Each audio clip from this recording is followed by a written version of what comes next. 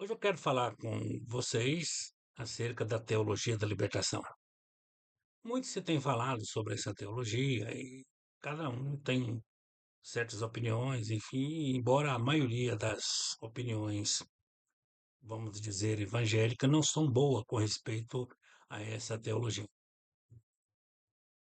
Mas eu quero só simplesmente fazer aqui algumas observações sobre essa teologia, que é infiltrada dentro da igreja, para que você entenda o significado dessa teologia.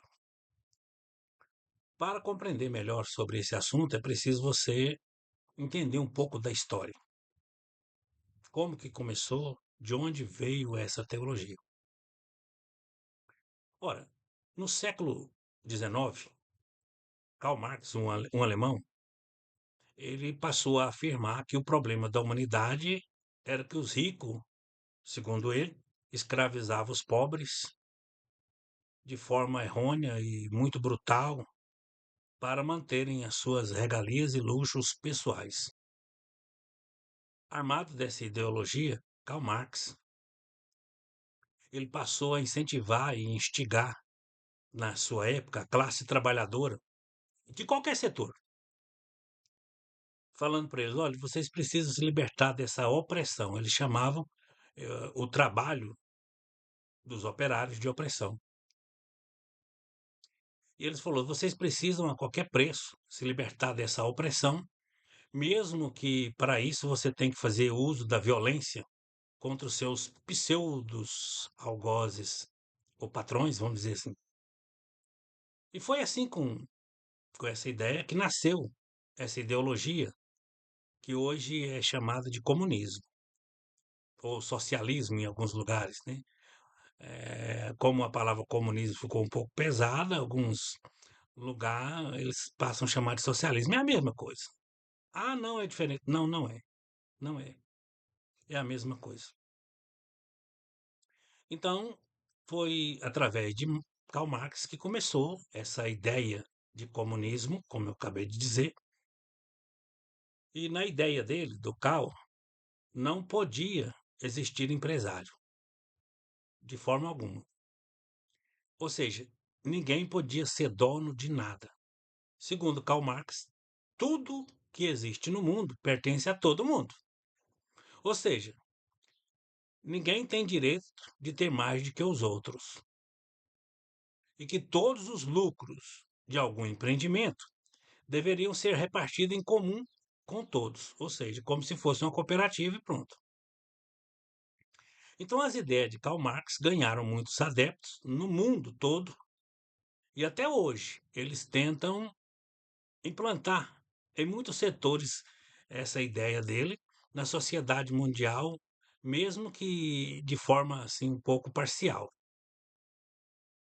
O Marx atacou mesmo todos esses setores impiedosamente, mas ele não deixou de lado a própria religião, a igreja, a religião, qualquer tipo de religião, e principalmente a igreja evangélica, vamos dizer assim.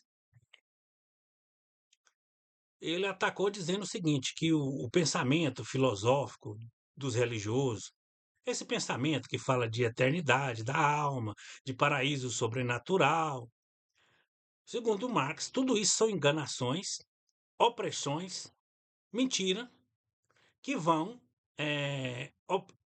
prender trabalhadores, escravizar trabalhadores, e que os trabalhadores devem lutar contra as classes dominantes para criar, segundo ele, o paraíso aqui na Terra, ou seja, o materialismo. Então, muitos anos depois dessas ideias de Karl Marx, eh, os socialistas franceses jacobinos, que abraçaram a ideia dele, tentaram eliminar as religiões tradicionais através de violência. E o Jean Meslier e Denis Diderot chegaram a afirmar, olha só o que eles disseram: o homem só será livre quando o último rei for enforcado nas tripas de um padre. Isso para vocês entenderem aonde chegou as ideias de Karl Marx. Então, Marx incentiva que os trabalhadores atacassem impiedosamente todos os ricos, os empresários, fazendeiros, igrejas, e com violências e retaliações terríveis, ao ponto de desmoralizá-los, vencê-los ou destruí-los por completo. Pois para eles, para Marx, para os seus seguidores, a igreja atrapalhava e impedia os seus ideais e o progresso da sua ideologia. Então, muitos outros movimentos surgiram baseados na ideia de Karl Marx. Inclusive o que nós estamos falando hoje, que é a teologia da libertação. Marx, como se pode ver, ensinava que a filosofia que ele acreditava deveria ser imposta a ferro e fogo. Mas é lógico que em muitos lugares não estava funcionando. Essa violência contra a igreja, contra empresários, o agronegócio, não estava funcionando. Então, o que eles resolveram? Seus seguidores resolveram? Mudou de tática. Vamos mudar a tática. Então, um grupo revolucionário de Marx resolveu que, a curto ou longo prazo, eles iam implantar essa ideologia no mundo inteiro. E sua filosofia, assim, ia infiltrar em todas as camadas da sociedade, doutrinando sorrateiramente e apresentando e implantando seus ideais.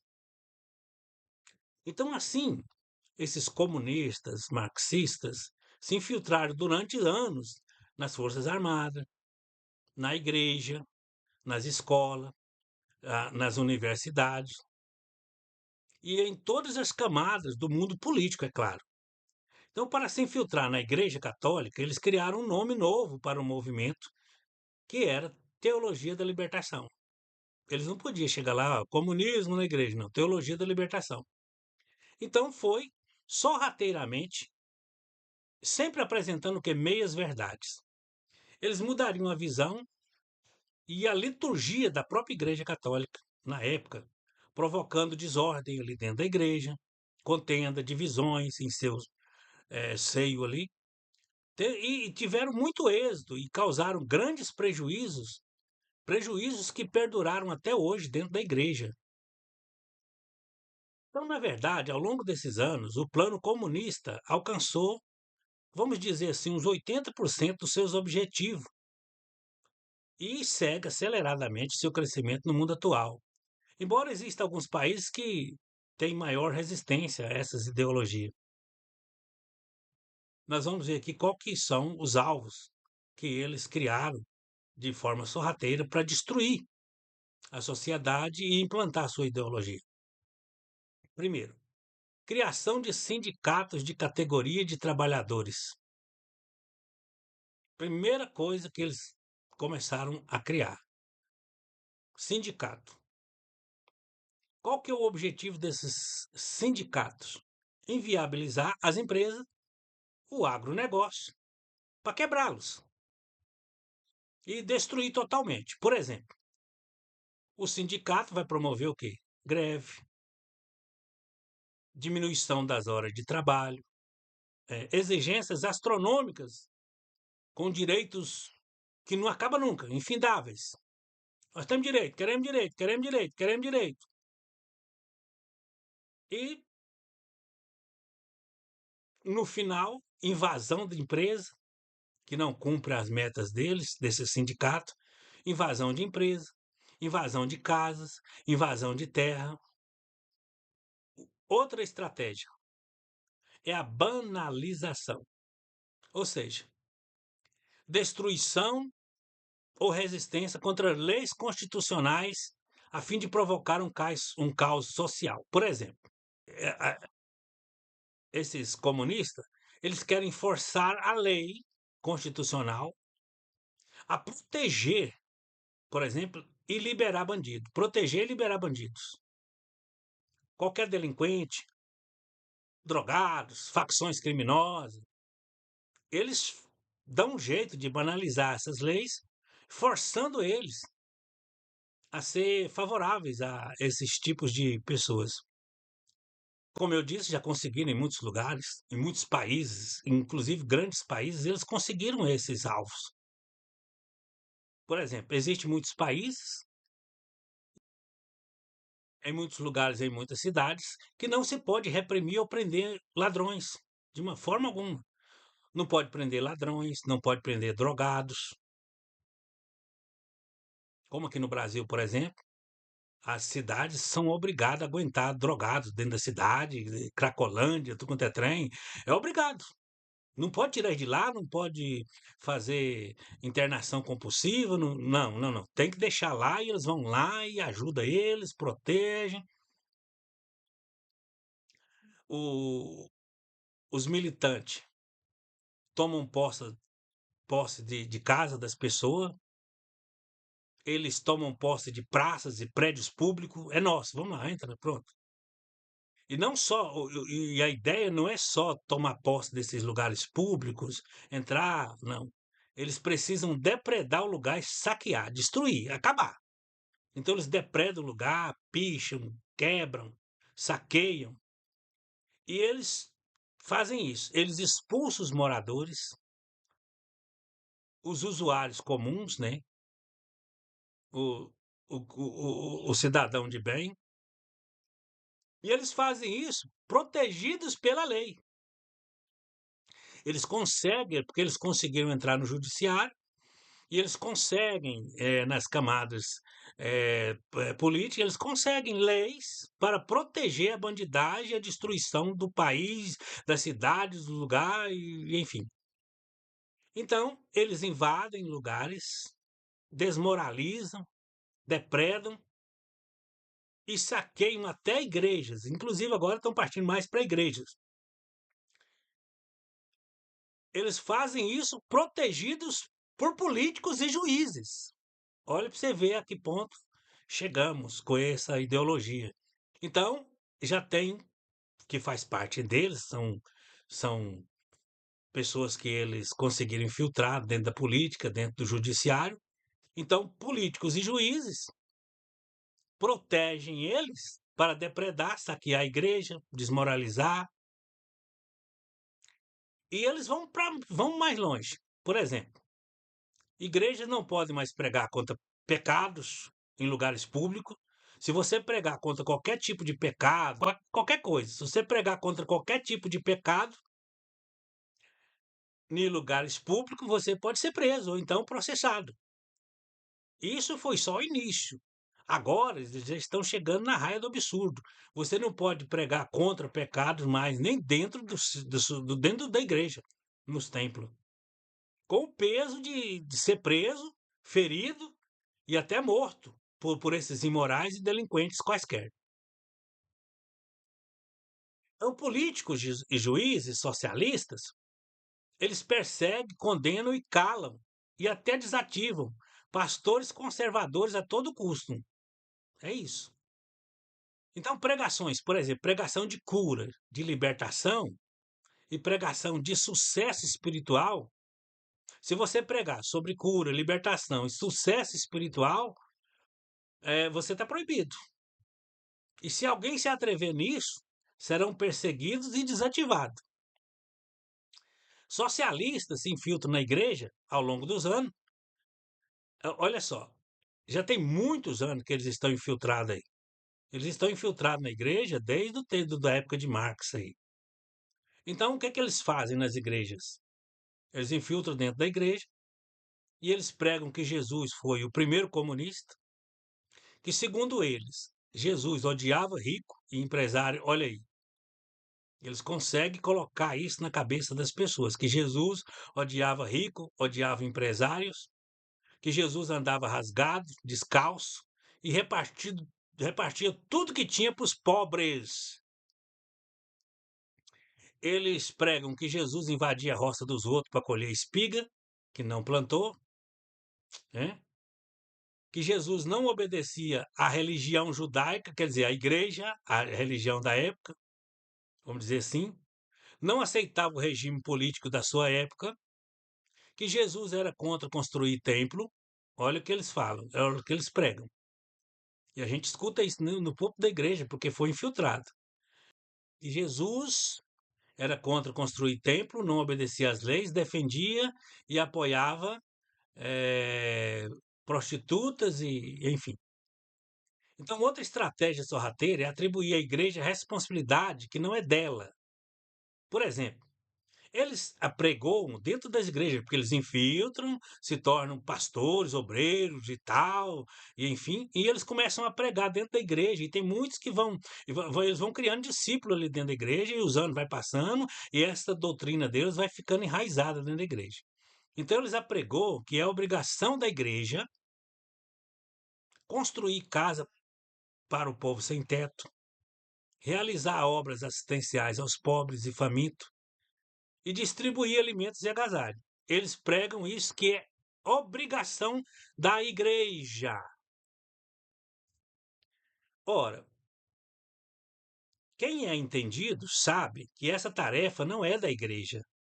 Essa é uma tarefa do Estado.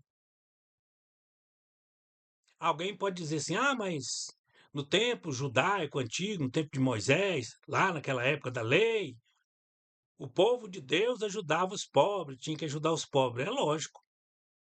Inclusive, para quem não sabe, naquela época tinha três tipos de dízimo. Tinha o dízimo normal, como você dá dízimo hoje, tinha um dízimo anual e tinha um dízimo de 3 em 3 anos.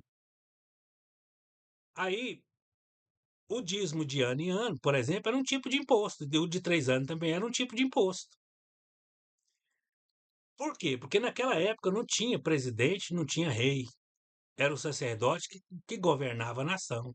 Então, era realmente esse dízimo aí que eu falei, era o dízimo do imposto. Então, esse dízimo era para ajudar os pobres, as viúvas, enfim. E tem muita gente que lê e fica entendendo assim, por quê? Porque esses comunistas, eles ensinaram, eles infiltrou na igreja e ensinou isso. Eles ensinam que esse dízimo não pode ser usado na igreja para outros fins, a não ser ajudar os pobres e viúvas e tal, enfim.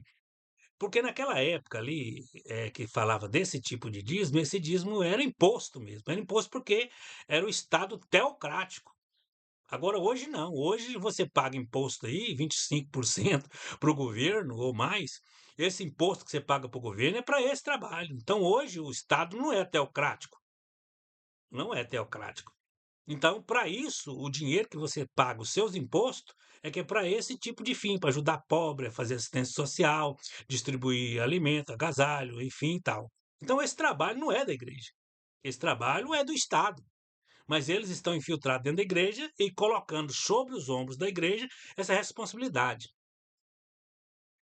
Aí você pensa assim, ah, você está querendo dizer que o crente não tem que ajudar os pobres, os necessitados? É claro que tem, mas não como obrigação, não é obrigação da igreja. Ou seja, o cristão, ele simplesmente ajuda o próximo por amor, por fraternidade cristã e não por obrigação. Então a igreja deve agir quando o Estado falhar. Se o Estado falhou, não está ajudando ali, nós vamos lá e ajuda. A igreja vai lá e ajuda, ajuda as pessoas, porque o Estado está falhando. O trabalho dele está falhando. A gente faz por caridade, por amor, por bondade. Aí os pastores deviam ensinar os seus discípulos da igreja, os membros da igreja, a exigir não é dos pastores da igreja exigir assistência social, é exigir os direitos constitucionais. Mas os comunistas que estão infiltrados na igreja, eles se rebelam contra a liderança que não aceita essa ideologia deles e tentam sobrecarregar os discípulos, tentam sobrecarregar os discípulos da igreja, forçando eles a trabalhar em funções que não lhe cabem. Aqui, por exemplo, na nossa cidade, tem pastores aqui levando a igreja para limpar as praças, arborizar, cuidar de jardim, limpar meio-fio, limpar as ruas, tirar lixo das ruas, da avenida da cidade. E tem pastores levando a igreja em peso para fazer os trabalhos públicos da cidade. Tem, tem crente trocando lâmpada de poste, tudo quanto é trem, ajudando a limpar a cidade, cuidar da cidade. Por quê? Porque entrou comunistas infiltrados dentro da igreja. Eles infiltraram lá para dizer que essa é a obrigação da igreja. Ora, Todos nós sabemos que isso é um dever do prefeito e seus acólitos, seus auxiliares. Zelar da cidade, dar assistência, acolher moradores de rua, cuidar do patrimônio público, criar albergues e clínica para viciados e doentes é obrigação da prefeitura, do prefeito, é do Estado. Mas os comunistas colocam esse fardo nas costas de quem? Da igreja. Aí os incautos aceitam e sofrem, fica sofrendo. Nossa, a igreja não está fazendo a vontade de Deus. Vontade de Deus, certo? A vontade de Deus de ir para a rua, capinar, praça, limpar, plantar jardim. Aí tem muitos crentes que ficam falando que não está fazendo a vontade de Deus porque não está fazendo isso. Igreja no Brasil inteiro tem saído da sua função, pensando que estão fazendo o correto, criando clínica de recuperação de viciados, distribuindo alimento e agasalho nas madrugadas aos moradores de rua, e muitas outras obras assistenciais que, embora é bonito, isso é muito bonito, mas não é a função da igreja. A igreja não pode fazer isso? Pode, faz. Já fizemos, mas não como obrigação. A gente faz por amor, como eu disse. Tem que fazer, a igreja tem que fazer essas coisas, faz por amor, mas não é a função da igreja. A igreja brasileira está desviando disso. A igreja deve ajudar os seus membros locais, lógico, sempre que puder ajudar qualquer um, mas não por obrigação, e sim por amor. Inclusive em Gálatas 6,10 diz: é por isso que tanto quanto pudermos, quando pudermos, olha, isso não é obrigação. É por isso que tanto quanto pudermos, devemos sempre, sempre fazer o bem a todos e especialmente aos nossos irmãos crentes. Então, por exemplo, tirando a multiplicação dos pães, ninguém vê Jesus criando ou aconselhando os discípulos a fazer casa de recuperação, albergue de mendigo, saindo de madrugada para distribuir comida ou coisas do gênero. Ah, naquela época é diferente. Não, não era. Tinha as mesmas problemáticas do tempo de hoje. Então, a ordem de Jesus para a igreja era fazer o que ele estava fazendo. O que Jesus estava fazendo? Curando, libertando os pobres da opressão. Então, Jesus diz que é correto pregar o evangelho para esse tipo de gente. Ou então ele diz, claro, pois o evangelho é que liberta da pobreza, a gente sabe disso. Então, Jesus ordenou que pregasse o evangelho. Evangelho de Lucas, capítulo 4, versículo 18, diz: o Senhor me deu o seu espírito. Jesus dizendo: ele me escolheu. Escolheu para quê? Para criar a casa de recuperação, para dar comida para os necessitados? Não. Ele me escolheu para levar boas notícias aos pobres. E me enviou para anunciar a liberdade aos presos, dar vista aos cegos, abra o olho, libertar os que estão sendo oprimidos. Evangelho de Mateus, capítulo 11, versículo 5 diz: ordem de Jesus: curem os leprosos, os outros doentes, ressuscitem os mortos, expulsem os demônios. Vocês receberam sem pagar, portanto, deem sem cobrar. Isso é Mateus 10, versículo 8. Mateus 11, 5 diz o seguinte: os cegos veem, os coxos andam, os leprosos são sarados, os surdos ouvem, os mortos são levantados para a vida e as boas novas são pregadas aos pobres. Então, o que é que se dá aos pobres? Boas novas, mensagem, Bíblia. Marcos 14, 7 diz: pois os pobres estarão sempre com vocês, ou seja, sempre vai ter pobre na igreja. E em qualquer ocasião que vocês quiserem, poderão ajudá-los, diz o texto sagrado de Marcos 14, 7. Vocês podem ajudar, quer dizer, não é obrigação. Se vocês querem ajudar, qualquer ocasião podem ajudá-los. Mas eu não estarei sempre com vocês. Os pobres, sim.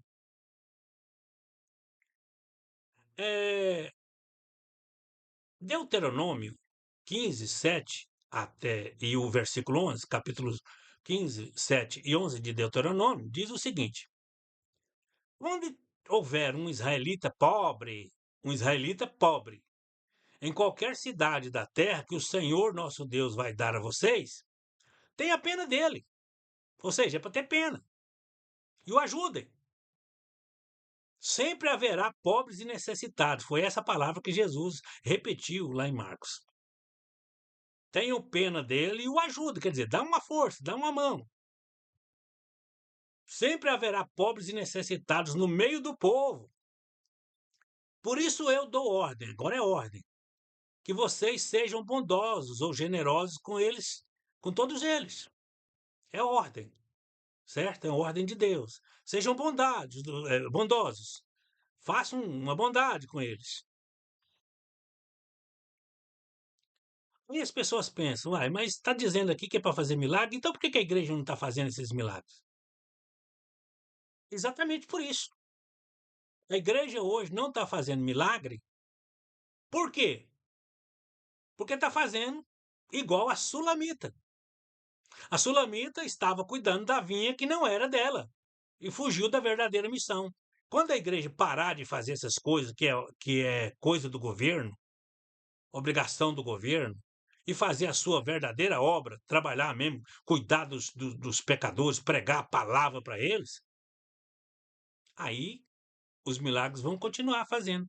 Por que que Deus ia dar poder para a igreja fazer milagre se a igreja está trabalhando para o governo, fazendo o trabalho do governo? Cantares 1:6, parte B diz: E fizeram-me tomar contas das vinhas, da minha própria vinha, porém não pude cuidar. Então, a Sulamita estava cuidando da vinha que não era dela. Hoje a igreja está cuidando de área que não é dela, fazendo coisa que não é dela. Então, o comunismo, ele conseguiu mudar o alvo e missão da igreja. Hoje a igreja está militando por aí, defendendo causas políticas. Você vê a igreja aí com bandeiradas, com tetrem, defendendo causas políticas, com pautas ou frentes diversas em favor de direita, de esquerda, de centro. Isso não é função da igreja. A função da igreja é pregar o evangelho e ganhar alma. Ah, mas a igreja está fazendo o quê? Militando política, realizando trabalhos sociais diversos, né? Essas causas sociais aí, que não é trabalho da igreja. Então, mas o trabalho da igreja, gente, já estamos dizendo, é levar o evangelho a todas as camadas sociais, mas sem ideologia política. Não é trabalho da igreja consertar o mundo. Tem gente que quer consertar o mundo. Não, a igreja tem que consertar o mundo. Não, não é trabalho da igreja. Pois mesmo querendo, não vai conseguir. O mundo somente será consertado quando Jesus estabelecer o reino dele aqui. Aí sim, a terra será sarada. Mas tudo isso é uma torção da verdade imposta na Bíblia. Mas os infiltrados, eles estão aí nos púlpitos, no seminário, nas escolas bíblicas da igreja. Muitos pastores de hoje foram formados aos pés desses infiltrados, socialistas, né, que pregaram a miséria, pregadores da miséria, da estagnação, da desgraça na igreja. Muitos pastores. Na igreja católica, por exemplo, esses infiltrados ensinavam que os doentes precisavam aceitar a doença. Olha só, pregavam não pregam até hoje. Muitos infiltrados que a igreja precisava, que o doente precisava aceitar a doença, o pobre tinha que aceitar a pobreza, como se fosse uma bênção e vontade de Deus. Eles ainda pregam isso até hoje. E na igreja evangélica, em muitas igrejas evangélicas pregam que doença, pobreza é vontade de Deus, é uma bênção. E na igreja católica e na igreja evangélica em muitos lugares, como eu disse, eles pregam que o crente não deve lutar, nem remediar contra isso. Por quê? Porque o socialismo ele conseguiu colocar essa ideologia dentro da igreja. Por quê? Porque eles usam o caos, eles usam a pobreza, eles usam o vício, eles usam a miséria, eles usam o analfabetismo e a doença para implantar essa ideologia louca. Nós podemos ver em um exemplo claro de uma pessoa comunista infiltrada na igreja, no caso da Igreja Católica, que é a Madre Teresa. Inclusive, muitos católicos, eles sabem disso e eles acordaram. Eles acordaram. Não estou dizendo que Madre Teresa foi uma ruim pessoa, mas estou falando que ela era uma infiltrada. É isso que eu estou dizendo do socialismo. Quem é Madre Teresa? Aquela que fazia os pobres sofrer para poder receber o amor de Deus. Não, ela ajudava o pobre, não. Não é isso. Todo mundo sabe que não é verdade. Ela fazia os pobres sofrerem, aceitar a doença, aceitar o sofrimento, segundo ela, para receber o amor de Deus. Então, essa ideia de que é uma ideia hipócrita. É tão hipócrita essa ideia que até a própria Madre Teresa, quando ela ficou doente, ela não aceitou a doença, não. Ela não ficou lá, vou aceitar a doença, não. Ela procurou os médicos. E para quem não sabe, ela procurou os médicos e serviços de saúde modernos e caros. Então, essa infiltrada era tão eficaz que, mesmo sendo apoiada e financiada por ditadores e comunistas, socialistas, declarado, como o caso do Jean-Claude Duvalier, Van Halix Hoxha, conseguiu pessoas que defendiam ela, e defende até hoje ainda, em memória, né? Defende de dente, de unha, dentro da própria igreja. Defende como se fosse uma santa, uma pessoa boa, que, que ensinava que o doente tem que aceitar a doença e morrer doente, aceitando como bênção. E muitas pessoas chegaram a idolatrar, ainda idolatram até hoje, por causa do quê? Porque foi uma tramóia muito sórdida, então. Ah, você está dizendo que tem que ensinar sobre eh, prosperidade. Olha, nós não apoiamos avareza, essa avareza desenfreada na igreja, de pastores pilantras, mercenários, que somente pensam em ficar rico à custa de dinheiro da igreja, a qualquer custo, de qualquer forma. Isso é pecado, mas isso não é prosperidade, como muitos falam aí. Isso é avareza. Então, a avareza na Bíblia é pecado. Então, a igreja não pode ser usada por esses pilantras para os seus desejos sórdidos. 1 de Timóteo 6, versículos 5, 9 e 10. Diz: essa gente pensa que a religião ou igreja é um meio de ficar rico. Porém, os que querem ficar rico dessa forma caem em pecado. E ao serem tentados e ficam presos na armadilha de muitos desejos tolos, que fazem mal e levam as pessoas a se afundarem na desgraça e na destruição, pois o amor ao dinheiro é uma fonte de todos os tipos de males. E algumas pessoas que querem tanto esse dinheiro se desviaram da fé e encheram a sua vida de sofrimento. Então veja bem, pessoas que querem enriquecer com dinheiro de igreja é pecado. Enriquecer, ficar rico com dinheiro de igreja, com dinheiro de dízimo e ofertas, isso é pecado. Dinheiro de igreja não é para enriquecer pessoas. Mas pregar miséria na igreja também é um pecado que as pessoas não acreditam. Porque Jesus, quando veio, ele veio nos tirar da miséria. Está na Bíblia? Está na Bíblia. Jesus veio nos tirar da miséria, da doença, dos lugares baixos e nos colocar em lugares altos. Não usando o dinheiro da igreja, é claro. Não usando o dinheiro de fiéis para ficar rico. Nós cremos que Jesus cura, liberta, prospera, abençoa, honra e capacita. Agora, o crente socialista não acredita nisso. Eles acreditam na miséria. Tem muitos pregadores pregando miséria na igreja. Então, em meio a essas perseguições, nós vemos aí essas pessoas que pregam a miséria.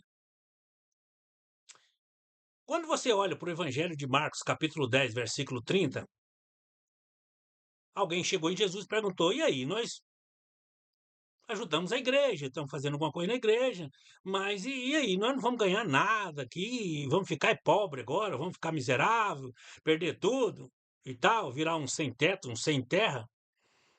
Marcos 10:30, Jesus diz: olha, se alguém investir no reino, coisa parecida aqui, vai receber muito, muito. Olha aqui o que diz o texto: receberá muito, muito mais ainda nesta vida. Quer dizer, aqui tem gente que fala assim: não, é só na eternidade que nós vamos ter as coisas. Não, Jesus falou nesta vida, vai receber muito nesta vida.